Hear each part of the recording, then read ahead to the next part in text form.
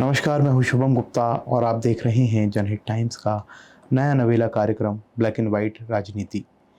इसमें हम आपको ब्लैक एंड वाइट ज़माने की राजनीति के वो किस्से बताएंगे जिसे सुनकर आप पुराने भारत को समझ पाएंगे, उससे प्रेम कर पाएंगे। तो अगर आप चाहते हैं कि हिंदुस्तान की उस राजनीतिक ज़मीं की मिट्टी की सूंधी सी खुशबू आप तक पहुँचे, तो हमारे चैनल को सब्सक्राइब करें। जुलाई 1987, 10 जनपद, देश के प्रधान सेवक का घर। उस घर के बैठक में मौजूद थे उस वक्त के प्रधानमंत्री राजीव गांधी। उनके सामने लिट्टे का कमांडर मौजूद था, वेलुपिल्लई प्रभाकरन। प्रभाकरन को रॉ और आईबी के दबाव में राजीव गांधी और श्रीलंका के राष्ट्रपति जयवर्धने के बीच हुए शांति समझौते को समर्थन देना पड़ा था। वो अंदर ही अंदर तिलमिलाया हुआ था, लेकिन उसने ये शक जाहिर नहीं होने दिया। राजीव गांधी को प्रभाकरन पर भरोसा था और उन्होंने प्रभाकरन को जाते जाते एक तोहफा भी दिया। भीतर से राजीव गांधी की पर्सनल बुलेट प्रूफ जैकेट मंगाई गई और इसको प्रभाकरन के कंधे पर राजीव के 17 साल के बेटे राहुल गांधी ने रखा। राजीव ने मुस्कुराते हुए कहा, प्रभाकरन, अपना ख्याल रखना। ये बात जग जाहिर है कि उसने अपना ख्याल कैसे रखा। 4 साल बाद 21 मई 1991 के दिन लिट्टी के आत्मघाती हमलावर दस्ते ने राजीव गांधी की हत्या कर दी। 12 मई 1991 को मद्रास से 40 किलोमीटर दूर त्रिवल्लुर में एक चुनावी रैली हुई। इसे संबोधित करने के लिए पहुंचे राजीव गांधी के धुर विरोधी और पूर्व प्रधानमंत्री वीपी सिंह। उनके साथ थे तमिलनाडु के पूर्व मुख्यमंत्री करुणानिधि। यहाँ पर एक लड़की ने वीपी सिंह के एक हाई सिक्योरिटी एरिया में पैर छुए। बाकी समर्थक भी अपने बड़े नेताओं के पैर छूते हैं, लेकिन इसी लड़की ने 9 दिन बाद 21 मई को राजीव गांधी के भी पैर छुए, और वो राजीव गांधी का आखिरी वक्त था। ये लड़की मानव बम धनु वीपी सिंह की रैली में क्या कर रही थी? दरअसल जिस लिट्टे के आत्मघाती दस्ते को राजीव गांधी की हत्या की जिम्मेदारी सौंपी गई थी, उसके 5 की मेंबर थे।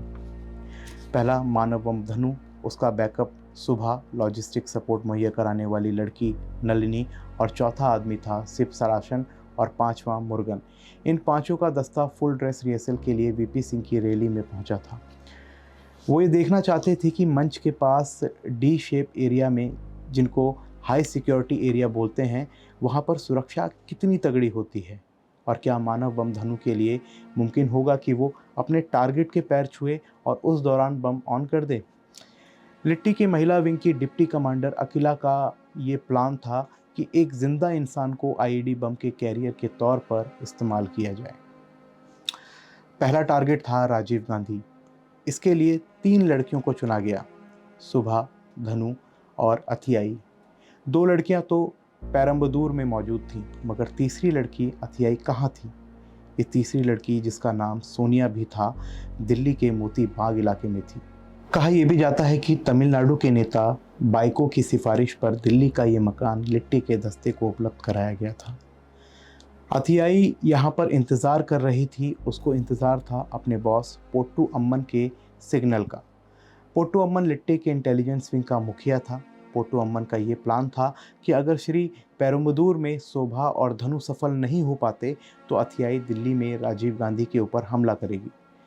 लेकिन ऑपरेशन वेडिंग, वो कोडवर्ड जो लिट्टी ने राजीव गांधी की हत्या के लिए रखा था, सफल रहा, और अथियाई को निर्देश मिला दिल्ली छोड़ने का। वो दिल्ली छोड़ने की तैयारी भी कर रही थी। तभी सतर्क पुलिस एजेंसियों ने उसको दिल्ली के पास पुरानी दिल्ली इलाके में एक होटल के पास से पकड़ लिया। पुलिस को लगा कि उन्होंने धनु की सहयोगी सुभा को गिरफ्तार किया है, लेकिन ये सच नहीं था, और पहचान बाद में सामने आई। हालांकि कुछ ही हफ्तों बाद बेंगलोर के पास के इलाके से सुभा भी मिल गई, लेकिन जिंदा नहीं, मुर्दा, क्योंकि पुलिस के पहुंचने से पहले उसने अपने साथियों के साथ साइनेट चाट लिया था। सवाल ये कि राजीव गांधी के हत्यारों को सबसे पहले किसने देखा, किसने पहचाना? जवाब तमिलनाडु पुलिस की दरोगा अनसुईया ने। अनसुईया श्री पेरम्बदूर की रैली की सुरक्षा टीम में मौजूद थी। उसका काम था सामने के डी एरिया की सुरक्षा करना। वहाँ पर वीआईपी पास के लिए कुछ लोग मौजूद थे। उनमें एक लड़की भी थी, सलवार सूट पहने, ढीले ढाले ढंग का, एक बड़ा सा चश्मा लगाए और हाथों में चंदन की माला लिए। अनसुईया को उसके रंग ढंग कुछ अजीब से लगे और उन्होंने राजीव के आने से ठीक पहले उस लड़की को पीछे ढकेल दिया। राजीव आए, अम्बेसडर से उतरे और रैली ग्राउंड की तरफ बढ़ने लगे।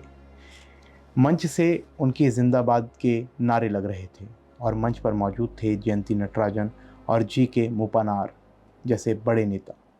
और उसी दौरान ये लड़की फिर से आगे बढ़ने लगी।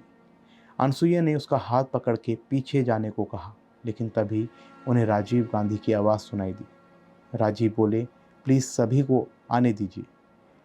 इसके बाद दरोगा अनसुईया की पकड़ ढीली हो गई। वो लड़की आगे बढ़ी और कुछ मिनट के बाद वहाँ पर सन्नाटा छा गया, क्योंकि ये लड़की मानव बम धनु थी, जिसने पहले तो राजीव के गले में चंदन की माला डाली और फिर उनके पैर छूने के लिए झुकी, और जैसे ही राजीव गांधी उनको झुककर ऊपर उठाने लगे, ब्लास्ट हो गया।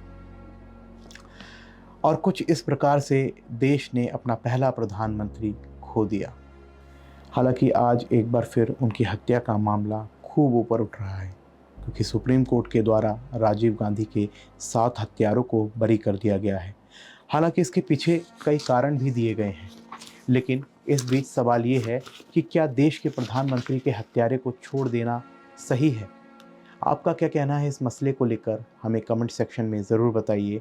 और ब्लैक एंड वाइट ज़माने की राजनीति को जानने के लिए, उसके बारे में समझने के लिए जनहित टाइम्स को सब्सक्राइब कीजिए। धन्यवाद, नमस्कार, जय हिंद।